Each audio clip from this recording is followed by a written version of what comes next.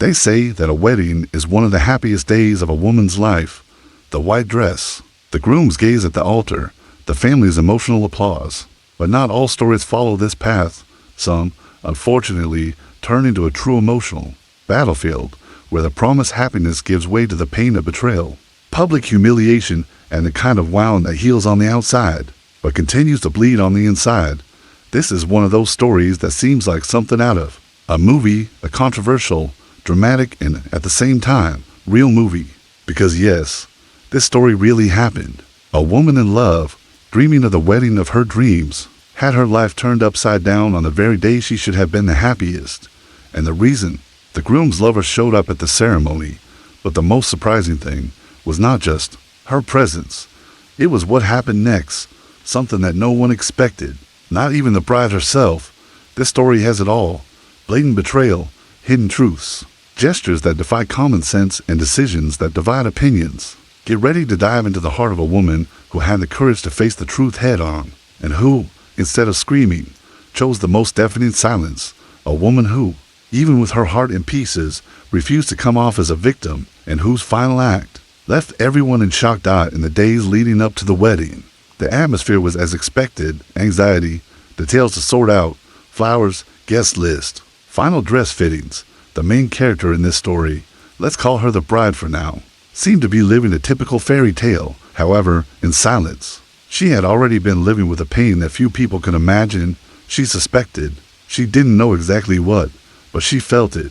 Women feel it. A different smell, a strange time, an unconvincing justification. Her fiancé, handsome, charismatic, apparently in love, would sometimes disappear for hours with excuses that bordered on cliché. A meeting that went on too long, a cell phone left at home, always on airplane mode, a guilty look when she asked something simple. She couldn't believe it. They had already sent out the invitations, bought the rings, and booked the venue. It had been an investment of time, money, and feelings. And how many times, even when faced with the obvious, do we choose to ignore the signs, just so as not to destroy the dream? But he wasn't careful enough. A forgotten message exchange on the tablet, a notification with the name of a woman she had never heard of, a screenshot that a friend sent, almost in disbelief. It's him, right? The lover existed. She was real. She had a name, a face, social media, and by all indications, it wasn't just any fling. She seemed to intimate, to trusting, in the photos, in the captions, in the heart emojis. The bride, however, did something that few people would have expected. She didn't cancel the wedding. She didn't yell. She didn't confront. She didn't tell her family. She took a deep breath and decided to move forward, but not as a victim, as someone who was planning something much bigger, something that would later leave everyone speechless. The ceremony was scheduled for a Saturday afternoon, in an outdoor space decorated in shades of lavender and white. The chairs were filling up. The guests arrived smiling, and cell phones were taking photos of the impeccable setting. Everything seemed to be going as expected until, among the guests, a presence caught the attention of those who already knew the gossip, or even of those who had never seen the woman but noticed her out-of-place manner and overconfidence. It was her, the lover, red dress, impeccable makeup, firm steps, and yes, the loan. She entered the ceremony without fear, without hiding, without even lowering her eyes, and to everyone's astonishment, she walked up to the bride. What happened next, no one would ever forget.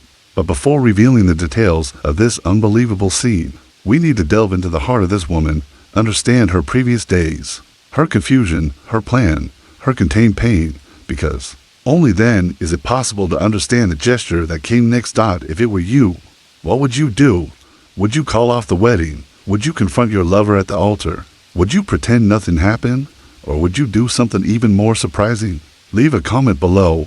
What would you do in her place? Like this video if this story grabbed you right from the beginning, and subscribe to the channel, because what comes next is even more impactful. Hello, my name is Juliana. Perhaps when you hear my name, you can't imagine the storm that my life has turned into in the last few months. I've always been that woman who believed in love. Not just any love, but true love. The kind that is built day after day with respect complicity, and trust. That's why when I met Andre, I thought I had found the partner of my life. He was charming, intelligent, and seemed to complete me in a way that I had never felt before. Our relationship started like any other modern love story. We texted all day, planned trips, talked about the future, and little by little, my trust in him grew. He was everything I had hoped for. At least that's what I thought. But deep down, something was always bothering me. It wasn't random thoughts or paranoia. I felt like something was wrong. It wasn't just the delay in responding to messages, nor the repeated excuses he gave to justify his disappearances. It was a feeling, an intuition that came from my soul. You know, as if my whole body was screaming that something was happening, even when my mind tried to convince me otherwise. In the months leading up to the wedding, I began to pay closer attention. Andre seemed increasingly distant, not only physically, but emotionally. He would come home late with a lost look in his eyes. He would avoid looking me in the eye, and when I tried to talk, he would change the subject or give me vague answers. The worst part was that he always explained everything by saying that work was too much, that it was just stress. And I wanted to believe him, but we can't always fool our hearts. One night, a friend sent me a message with a screenshot from her phone. It was a conversation between Andre and a woman named Camila. They exchanged affectionate messages, talked about meetings that seemed secret, details that shouldn't be revealed. I froze. My world fell apart. I felt betrayed, humiliated, and helpless. How could the man I loved be living another life behind my back? I didn't know whether to cry, scream, run to him, or kick him out of my life forever. But the worst part was that the wedding was set, everything was ready. The venue, the invitations, the dresses. It was the dream I had been planning since I was a teenager. I spent sleepless nights trying to find a solution. What would I do? Tell my family? Cancel the ceremony? Suffer in silence? I didn't want to be that woman who loses everything and ends up crying in the corners. I wanted to be the owner of my own story, even if that story had a difficult and painful chapter. So I decided to go through with the marriage. But this time, with my eyes open, I didn't want to be deceived anymore. I wanted everyone to know that I knew about the betrayal, that I wasn't stupid, that I wasn't alone. On the morning of the wedding, I felt a mix of emotions. Fear, anger, sadness, but also a strength I never imagined I had. Everything was happening so fast. My white dress seemed to weigh more than ever. The flowers, the lights, the looks from the guests, ... Everything seemed like a movie set, and I was the protagonist of a plot I hadn't written. When Andre arrived, our eyes met for a second. I could see the guilt clearly on his face, but also the surprise. He hadn't expected me to be so calm, so determined. It was at that moment that I realized the game had changed. And that's when the situation took an even more unexpected turn. Camila, the lover, showed up. Yes, she was there at my wedding. Not as a silent spectator, but as an active, defiant, and for many, insensitive participant. She entered the room wearing a red dress, attracting everyone's attention. And what shocked me the most was when she walked up to me and hugged me in front of everyone. It was a gesture that touched me in a way that I cannot explain. A hug that mixed defiance, sadness, and perhaps even a silent apology. At that moment, the ceremony, which was supposed to be the beginning of a new life, became a stage of exposure, pain, and revelations. I know that many judge, many don't understand, but that was my choice. I didn't want to be another victim. I wanted to show that even in pain, it is possible to have control, dignity, and courage to face everything head on. If you have ever been through something similar, or know someone who has faced a similar situation, you know how difficult it is to decide which path to follow. So I invite you to leave your comment below. How would you react if you were in my shoes? Would you get furious, run to the altar, and call it off? Or would you do as I did, face the situation with serenity and strength? Also, don't forget to leave a like if this story touched your heart, because there's much more to come. The journey is far from over, and the next chapters will reveal details that will make you rethink everything you've ever heard about love, betrayal, and forgiveness. Join me in this confession, this outburst that goes far beyond a simple betrayal. It is a story of life, of choices, and of how, even in the worst circumstances, we can reinvent ourselves. You know when they say that in a fraction of a second, your life changes completely? That's what happened to me in that ballroom. Camila walked down the aisle as if she were walking down a catwalk. My fiance's lover, no, of my husband, was there. Without disguise, without guilt in her eyes, and what seemed impossible happened, she hugged me. At that moment, I didn't feel hate. I felt something deeper. A silence inside, as if all the voices in my head had gone silent just to see what I would do. I saw the looks on the faces of the people around me, some with pity, others with outrage in their eyes. But what shocked me the most was Andre's face. He was pale, paralyzed, as if the world had collapsed on top of him and he couldn't move. And me, I simply breathed. That hug from Camila wasn't just a gesture, it was a rupture, a break. A naked and raw exposure of what many suspected, but no one imagined would have the audacity to reveal herself in that way. I still remember the smell of her perfume, the way her arms trembled as she wrapped her arms around me. It wasn't a triumphant hug, it was a strange hug, almost complicit, and I felt something that cut me to the core. She was as hurt as I was. The ceremony continued, but like a poorly rehearsed play. I held Andre's hand at the altar with calculated coldness, not out of revenge, but because I needed to understand how far this would go.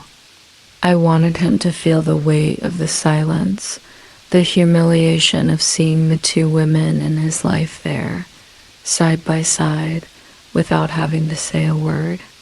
The priest spoke. The guests murmured among themselves, and the rings were exchanged with trembling fingers. It was as if I were outside my body, watching it all as a spectator of my own tragedy.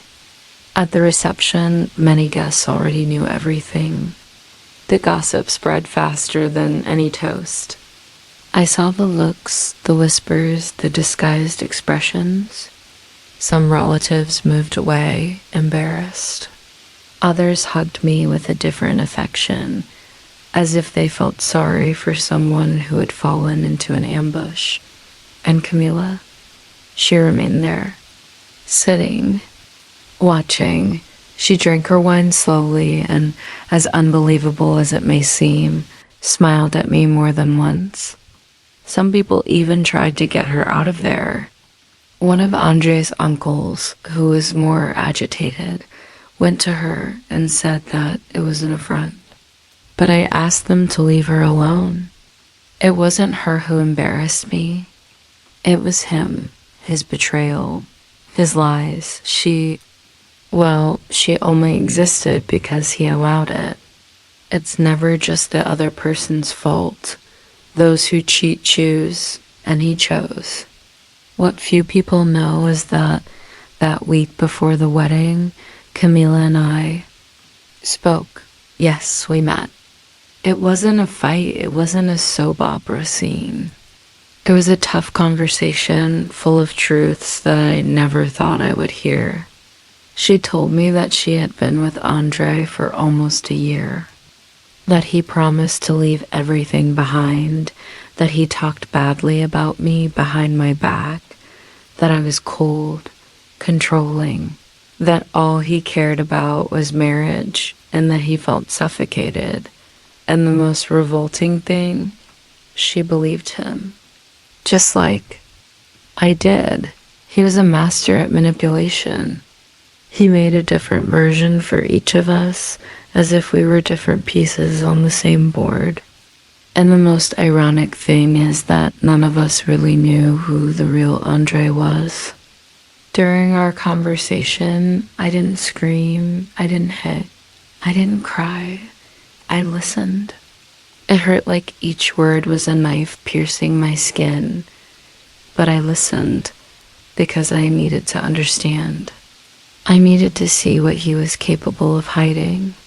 And there between, contained tears and heavy silences, Camila told me she would go to the wedding, not to cause trouble, but because she needed to see with her own eyes how much of a liar he was.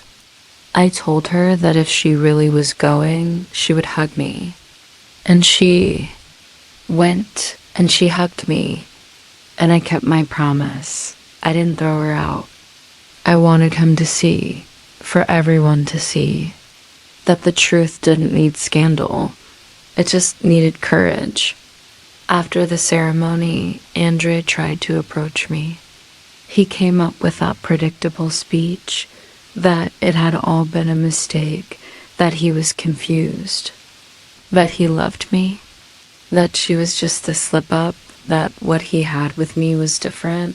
I listened in silence, just watching, and I said something he will never forget. The difference between the three of us is that I loved you. She believed in you, and you only thought of yourself. He was speechless. For the first time, without argument, without excuse. It was as if all the lies had fallen away at once, revealing who he had always been. In the following days, I disappeared from social media. I turned off my phone and took a few days alone. I needed to breathe. People wanted to know the outcome, as if my life were an episode of a reality show. But I needed silence to hear myself again. And you know what? It was in this silence that I reconnected with myself. I discovered a strength I didn't even know I had. I was no longer the woman who cried in secret, who kept quiet to maintain an image, who accepted crumbs of love. I was someone else.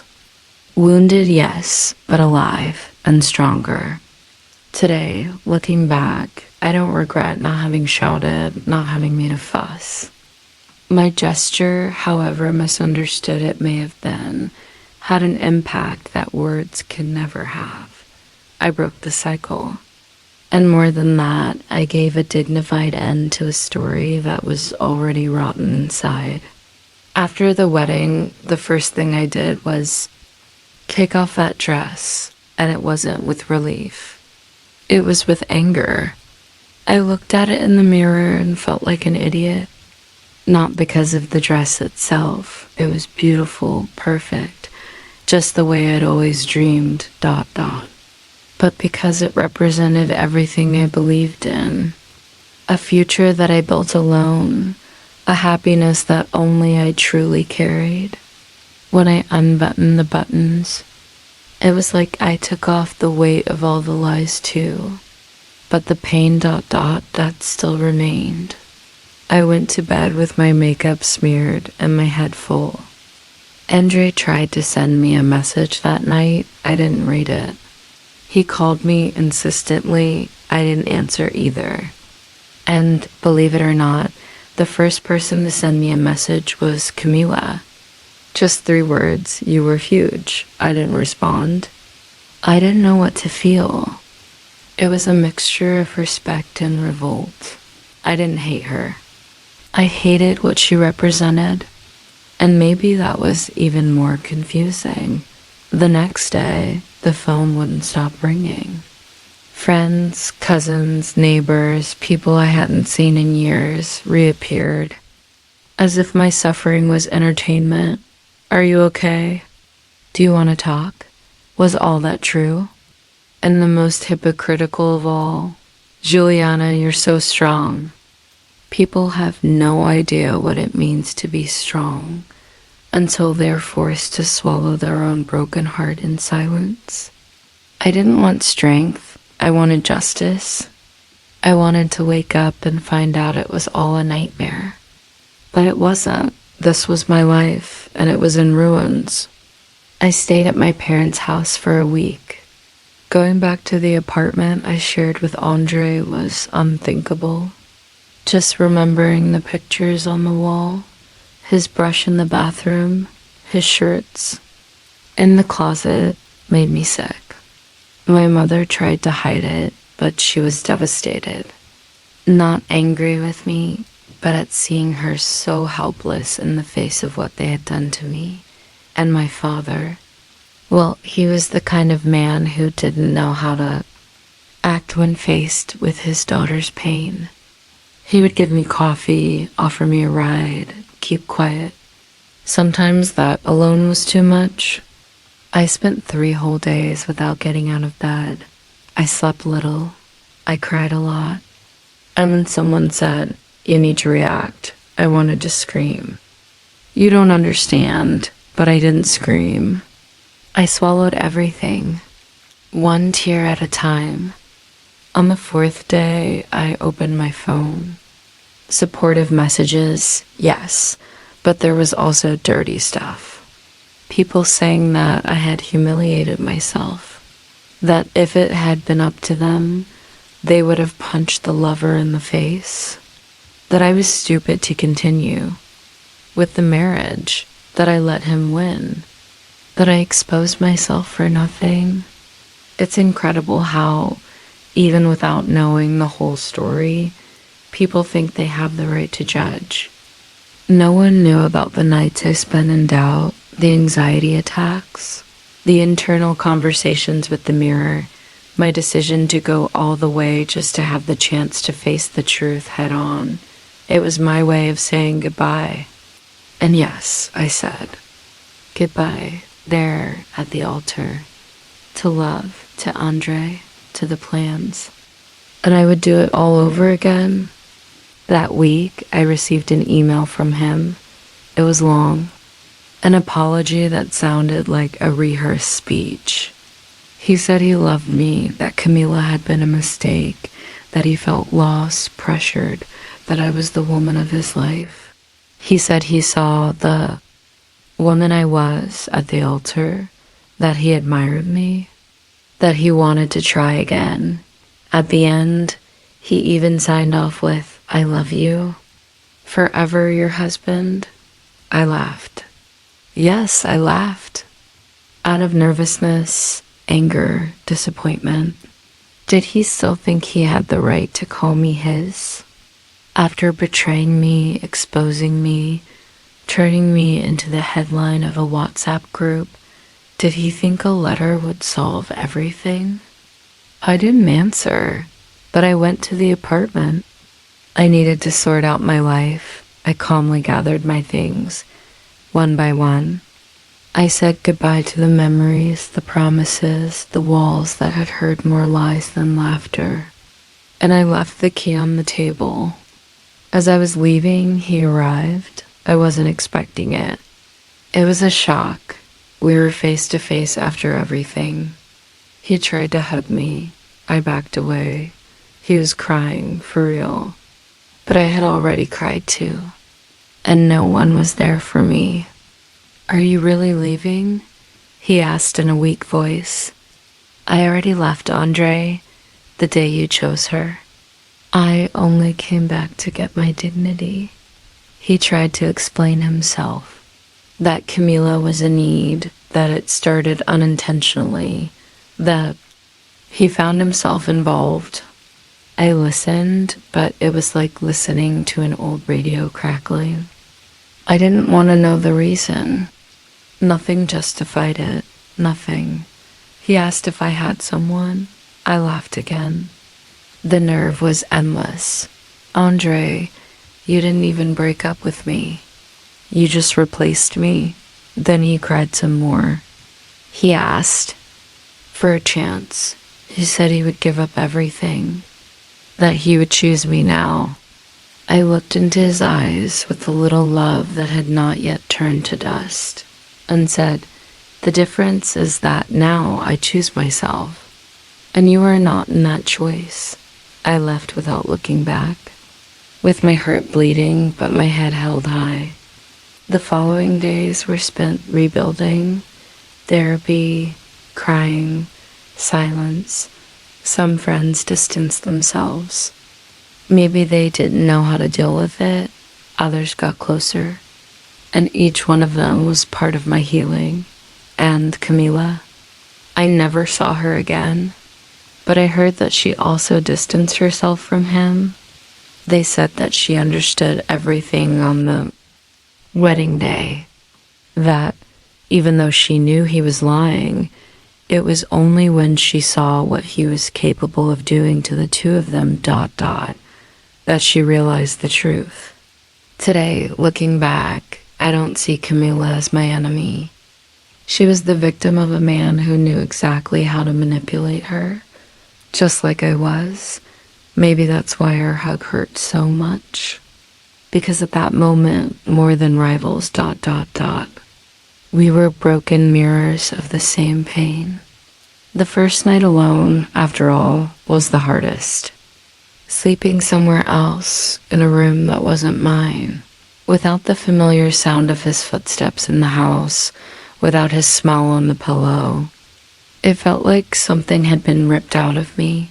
But the truth is that what hurt the most wasn't Andre's absence.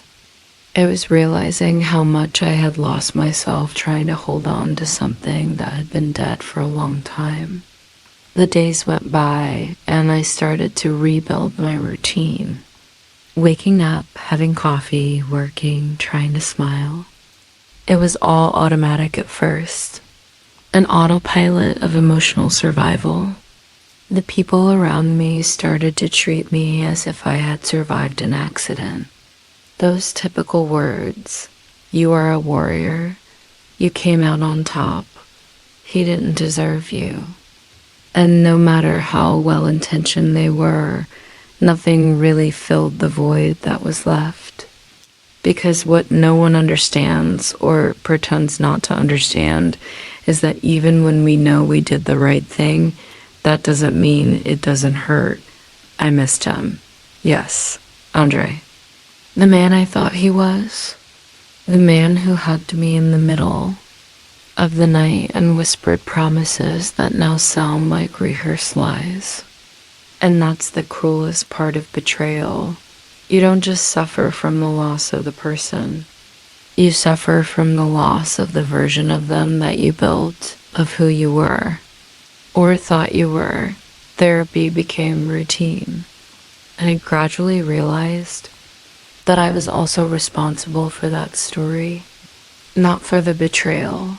That was exclusively his, but for having kept quiet at the first signs, for having silenced my intuition, for having placed the image of the perfect relationship above my own peace.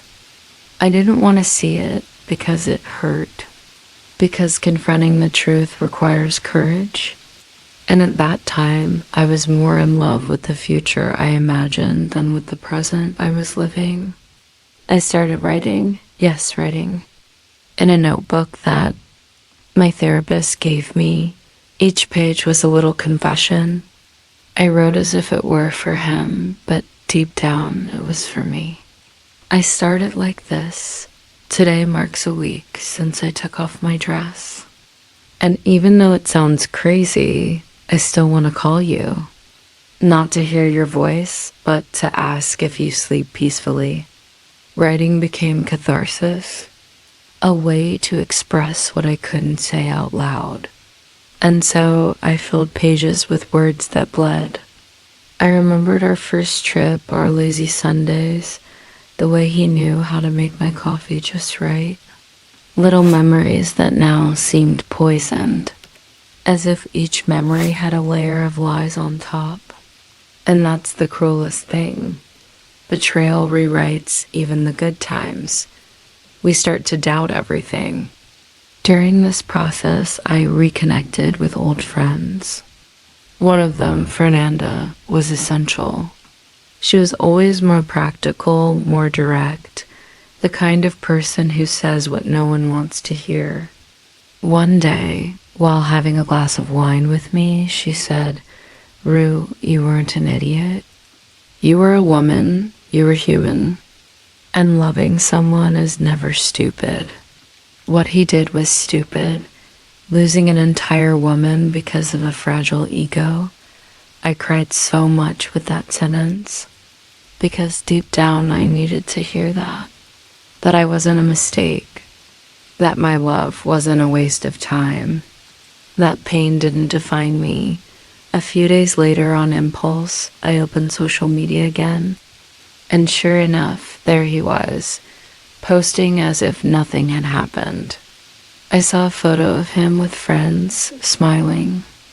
A smile I knew well. The caption, "New beginnings." It made me sick.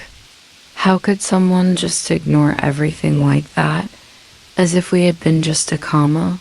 Was I a comma? Or just another poorly written sentence in his story? I thought about commenting, about exposing everything, about telling who he really was, but I didn't, because then I realized that he was no longer mine, not emotionally, not symbolically. He was just an ordinary man, and I, even with all the wounds, was already bigger than all that. In the meantime, Camila sent me another message, this time a longer one. She said she had broken up with him, that she understood everything the moment she saw me standing firm, facing everything with my head held high. She said she felt used, deceived, that for a long time she thought she was the chosen one, but that deep down she realized that she would never be anything more than a shadow in his life. She asked me for forgiveness, not in a let's be friends tone, but in a woman-to-woman tone, a genuine request. And for the first time I answered, "Forgiving you doesn't give me anything back, but it gives me myself back. It's done." It was liberating, not because I became her friend I didn't, but because I allowed myself to close a door that was still ajar. The forgiveness wasn't for her, it was for me. I started to rediscover myself, little things, I changed my haircut. I started practicing yoga again. I took my wedding ring out of the drawer where I had thrown it and sold it. I used the money to go on a little trip by myself. I went to a place in the mountains, cold, with a fireplace and silence. There, I understood how much I had kept quiet for years in the name of a love that, in the end, only existed within me. On that trip, I wrote the last page of my notebook. Today, I buried you, not with anger, but with compassion, because you never had the courage to be whole. And I will never be half again. I came back a different person, calmer, more aware, still with scars, of course, but beautiful scars, the kind that tell a story, that show that I survived, that I hit rock bottom and came back with flowers in my hands. Society loves to define betrayed women as weak, as crazy, as stupid. I am none of those things. I am Juliana, and even though I went through hell in a white dress, I chose to come back and come back whole. Life after a public betrayal doesn't go back to normal. Even when everything seems to be back in place, the furniture, the routine, the breathing, there's something invisible that remains out of place. I came back to myself, yes, but it was so like walking on the shards of a version of my life that I couldn't let go of all at once. And the hardest part often wasn't even remembering Andre. It was dealing with the looks, with the cross, questions, with the people who, instead of just respecting my pain, used my story as a topic at the bar, as content for a WhatsApp group, as a joke at family lunches. Once, a coworker, without any sensitivity, said in front of me, "Guys, have you seen the story of the girl who was cheated on and let her lover go to the wedding?" I would die of shame. I was behind her. And yes, she knew exactly who I was. I looked at her, took a deep breath, and replied, "Yes, yes." What I'm dying of is shame for people who judge other people's pain as if they were on a reality show. She was embarrassed. She smiled awkwardly and left.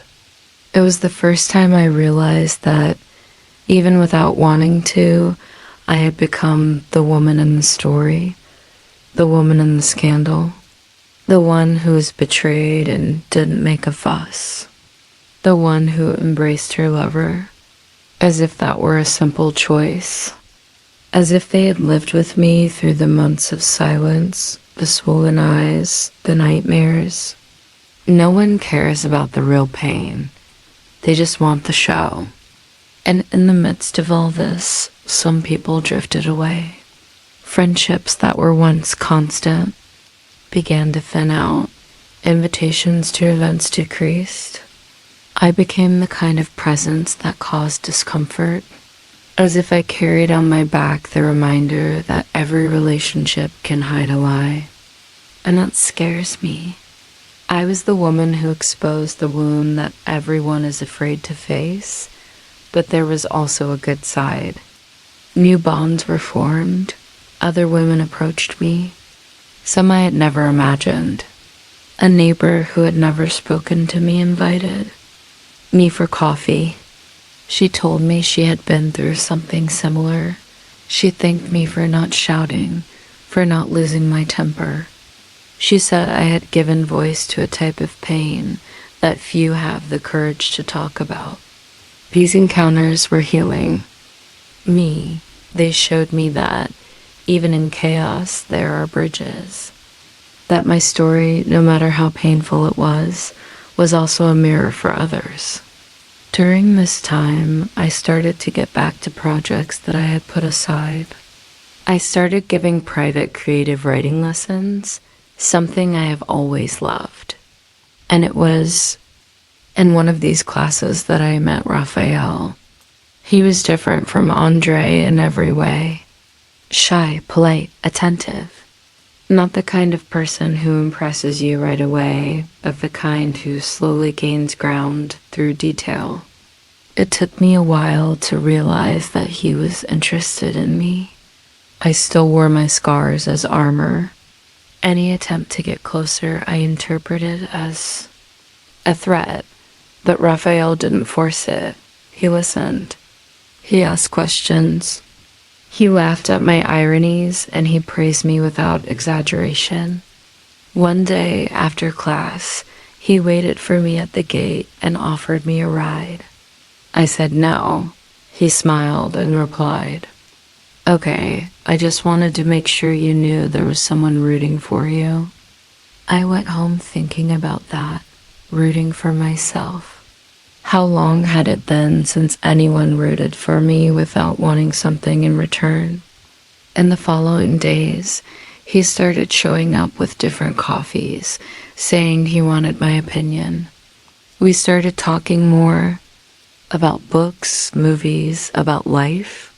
He never touched on my past, but little by little, I started to feel like telling him, and I did, in my own way.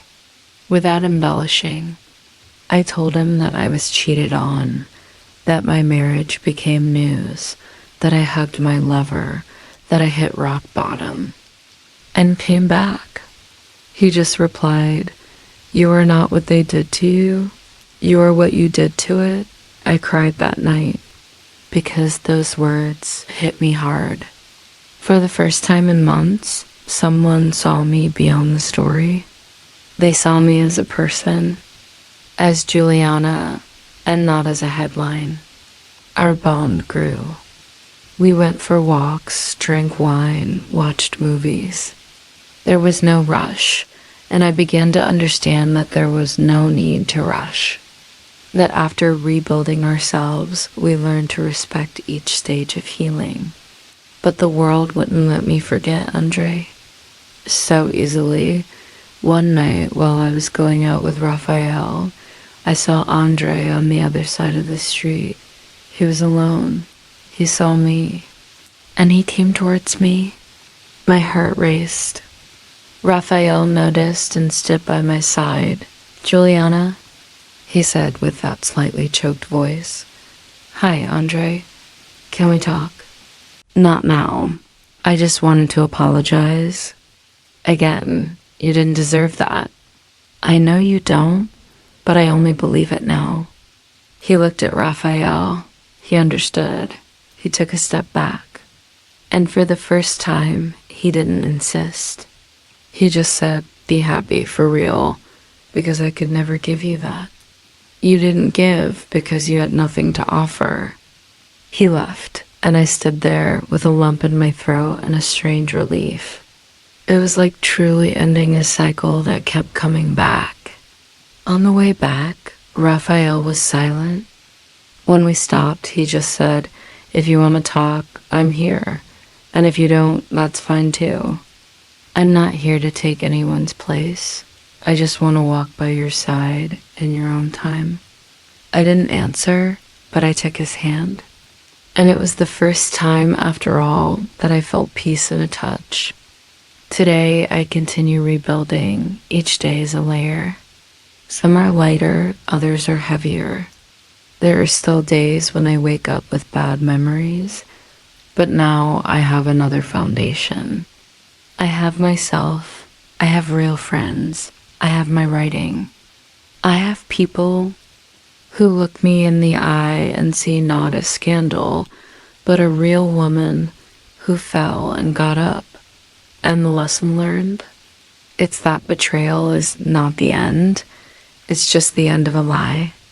And sometimes that's exactly what we needed, even without knowing it. Just when we think we've turned the page, life comes back and throws the book open in our face. That's what I felt when I received an unexpected call from a mutual friend. Andre was hospitalized. At the time, my reaction was mixed. I couldn't feel pity or relief, just numbness. It was as if someone had pulled up a memory I was trying to forget. The news came like a stone in the middle of a calm lake. A small car accident, nothing serious, but enough to make his name reappear everywhere in my mind, in the family group, in conversations at work. Suddenly, I was in the middle of the story again, even without wanting to. For a few days, I avoided talking about the subject. I didn't tell anyone, not even Raphael. But of course, everything has its limits. Curiosity, guilt, the past, everything started to get tangled up inside me. And one day, without planning it, I found myself on my way to the hospital. I didn't know exactly what I expected to find. Andre didn't know I was coming. Maybe I didn't know either. I was going to see a man who had destroyed my world and somehow still lived in fragments inside me. I reached the room, knocked lightly on the door, and went in. He was alone, reading something on his phone. When he saw me, his eyes widened. He was speechless. "Hi," I said dryly. "You came?" He murmured, "Just to tell you, looking into your eyes, that I have healed, and that today I am here as if I were visiting a tomb that no longer hurts." He sighed, lowered his eyes. He looked fragile. But unlike other times, I didn't get emotional. I just watched.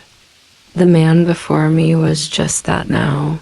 A man, no longer the character of my love. We talked for a few minutes. He tried to justify himself again, but I interrupted. I said he didn't need to listen anymore, that he should follow his conscience, that what I had to say had already been said in my absence. It was a cold conversation, but necessary, because for the first time I was there without giving in, without hope of change, without expectations. I left the room feeling lighter, so light that I cried in the elevator, not out of sadness, but out of relief. That night, I told Raphael everything. I sat on the couch in the living room and started from the beginning. He listened without interrupting. He didn't seem threatened or bothered. When I finished, he just said, "You didn't go there for him. It was for you, and that is beautiful." I kissed him at that moment, for the first time, with abandon. Without fear, without ties. I was finally allowing myself to start over. In the following days, something strange happened. I started receiving messages from an unknown number. They were screenshots. Old photos of me with Andre, screenshots of old posts, nasty comments. At first, I thought it was some fake profile trying to get at me. But I soon realized it was Camila. Yes, Camila. The woman who said she understood everything. The one who hugged me at the wedding. The one who asked for forgiveness. The one who said she had also been deceived. She seemed to be moved by something different now. Anger, jealousy, regret? I don't know. The messages started out light, almost nostalgic, but they gradually became more acidic. Funny how you love to play the victim. Do you really think you were strong in that marriage? You only hugged because you wanted a stage. I didn't answer, but it began to eat away at me. The wound that I thought had healed began to throb again. I spent days thinking about it. Did she want to get back together with Andre? Was he involved in this? Was it all a provocation because I was finally happy? I spoke to Fernanda, my straightforward and unfiltered friend. She said what I needed to hear. "Rue, there are people who can't stand to see us get up. Camila didn't expect you to rebuild yourself. She expected to see you broken, bitter, alone. When that didn't happen, her mirror cracked." Those words stayed in my mind, so I decided to write to Camila, but not as a response, as closure. "Camila, I'm not your enemy. I never was. I was betrayed by him, just like you were. What I did in my marriage was for me. To show that I knew that I wasn't ashamed, that I wouldn't be destroyed by anyone. If that bothers you, I'm sorry. But I won't let you drag me back to the past anymore. Be at peace. Or at least leave me alone." She saw it. She didn't respond, and since then, she hasn't written to me anymore. That was like a final liberation. It was the last chain that tied me to that story. Over time, I began to speak more openly about everything I had experienced. I joined a support group for women who had experienced traumatic betrayals. I told my story, and little by little, others did too. I discovered that there is a silent army of women survivors, women who kept quiet out of fear, shame, guilt. And I saw that my story, as painful as it was also a beacon for others. Today, Raphael and I are together, not like a fairy tale, but like two adults who chose each other calmly, consciously, and carefully. He knows my story, I know his, and we build something real with respect. There are days when it still hurts, of course. Memory is a treacherous animal. But now, when it hurts, I embrace it, I breathe, and I move on. Because now I know my story doesn't end where others broke me. It begins where I decided to rebuild myself. I reached the end of this story not with relief, but with a complex mix of feelings. After all, how can I close such a painful and controversial chapter of my life without it continuing to affect me? Without it still challenging me, provoking me, and making me reflect on who I am and what I deserve? I am Juliana, a woman who believed, loved, and was betrayed in a way that no one should have to go through. And yet, she chose to forgive. Not for him, but for herself, because forgiving is not forgetting. It is freeing yourself from the poison that corrodes you inside. After my last meeting with Andre, I felt the hardest part was over, but the silence between us was the silence of peace.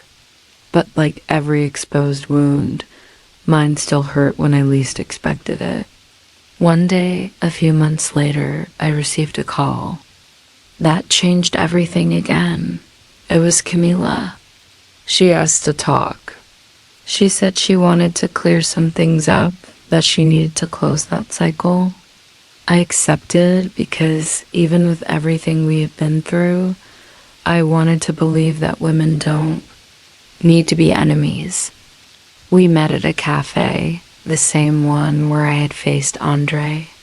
She arrived with a tired look, perhaps more sincere than on all the previous occasions. Juliana, I know what happened between us was a mess, but I never wanted to be the villain. In your story, I was just lost like he was.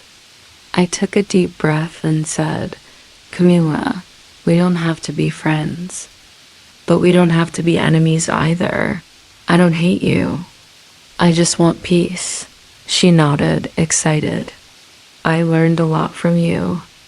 I learned that courage is not just about screaming, but about embracing pain without losing your dignity.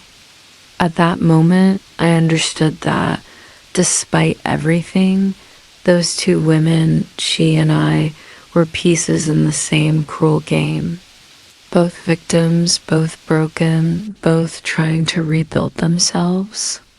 I left there with a strange but good feeling. It wasn't exactly forgiveness nor friendship. It was something bigger, acceptance. Acceptance of what we cannot change, of what has already been, of what has shaped us.